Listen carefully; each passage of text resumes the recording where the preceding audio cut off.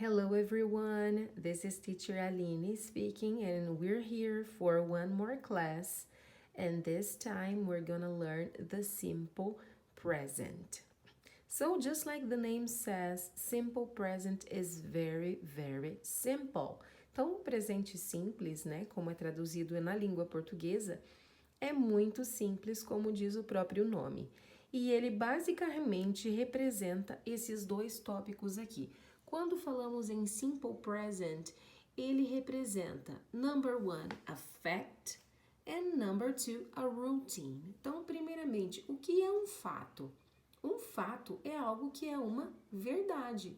Por exemplo, quando eu digo I love chocolate, this is representing a fact. Isso daqui está representando um fato, uma verdade sobre a minha pessoa. Enquanto I work from Monday to Friday represents a routine. Então, ele representa algo que faz parte da minha rotina, ok? Então, vamos lá para a Simple Present Structure.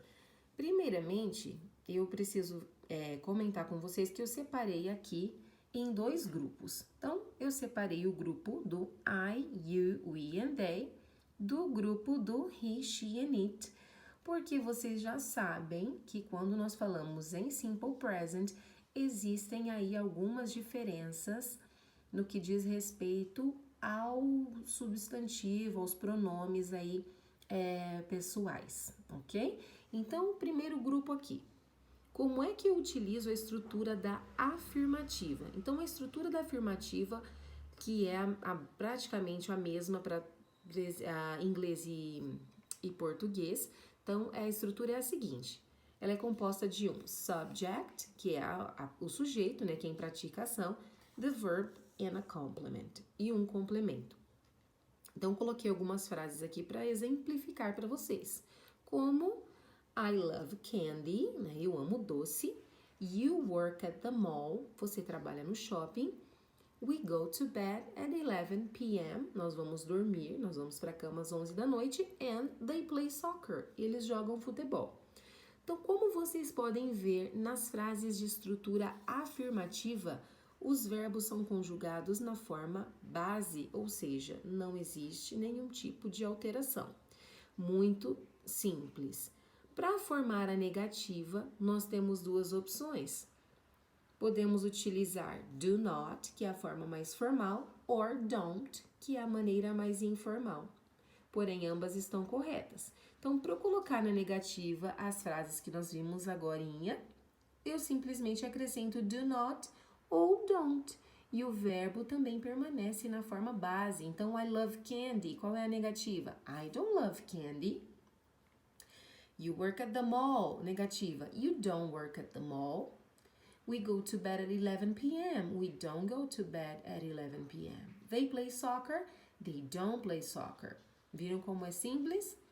Então, essa é a estrutura da negativa. E a interrogativa, teacher, como fica? A interrogativa, ela vai se iniciar pelo uso do auxiliary verb do, né, que se aplica a esse grupo aqui. I, you, we and they. Então, ela é composta de do, mais o sujeito da frase, que vai ser um desses quatro aqui, I, you, we or they, a verb and a complement. Exemplo, do you love me? Então, vocês viram aqui que o verbo também não sofre nenhum tipo de alteração, ele continua na forma base, ok? Então, essa é a parte mais tranquila, mais simples do simple present. Agora, né, nós vamos para a segunda parte, que é quando o sujeito for um desses três aqui. Olha só, se o sujeito da frase for he, she or it, nós vamos ter algumas mudanças. A princípio, a primeira mudança é o auxiliar, não é mais o do, como nesse grupo aqui que utiliza o do. Então, nós vamos utilizar o does. Quando é que esse does vai aparecer? Ele vai aparecer se for uma question or uma negative.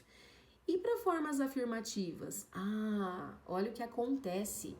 In affirmative sentences, we need to change the verb. Então, a maioria dos verbos acrescentamos a letrinha S. Porém, teremos algumas exceções que eu vou explicar para vocês ainda no final desse vídeo, ok? Então, olha como ficaria a afirmativa aqui. John loves candy. Por que o loves? Esse S, ele marca a terceira pessoa do singular. E o sujeito da frase aqui é o John, né? Isso aqui é um substantivo próprio, o nome dele, que pode ser substituído pelo pronome he, que é o equivalente à terceira pessoa do sexo masculino, John. Ok? Então, como é que nós fazemos aí a negativa quando o sujeito for um desses três? He, she or it. Recapitulando, he é utilizado para a terceira pessoa do singular, sexo masculino, she, sexo feminino, and it é utilizado para animal ou objeto, desde que seja singular, ok? Então, esse grupo aqui é apenas singular, terceira pessoa do singular. A negativa é formada também por duas opções. Então, você escolhe. Então, na negativa, vocês podem optar pelo uso do does not ou do doesn't. Então, como vocês viram aqui, John doesn't love candy. Então, na negativa, o verbo volta para a forma base, tá? Nós acrescentamos o does not ou doesn't e ele volta para a forma base. Na interrogativa, o auxiliar vai ser o does e o verbo fica sempre na forma base. O que é que vocês precisam prestar muitíssima atenção? Em algumas terminações verbais. Então, quando se trata de he, she, it, nós precisamos nos atentar a essas terminações aqui, ó. Então, se os verbos terminarem em SS, SH, CH, aqui, então nós temos um X, se terminar em O ou S, nós vamos ter o acréscimo de ES aos verbos. Então, por exemplo, o verbo teach, né, na terceira pessoa, na forma afirmativa, se transforma em teaches. O verbo go se transforma em goes. Se ele for terminado em Y, aí existem duas possibilidades. Se antes do Y vier uma vogal, nós vamos acrescentar o S apenas, como é o caso do play, né, plays, stays and enjoys. Porém, se o Y vier precedido por uma consoante, nós vamos eliminar esse Y e acrescentar o IES, como é o exemplo dos verbos tries, studies and cries. Lembrando que isso só vale para frases afirmativas, tá? A mudança só acontece em frases afirmativas. Então, para encerrar aqui, o que é o simple present? Present nada mais é do que um gift, ou seja, um presente. Então, enjoy the moment, enjoy life, enjoy the present. There is no coming back. Curta a vida, curta o presente, não tem volta. Espero que vocês tenham entendido.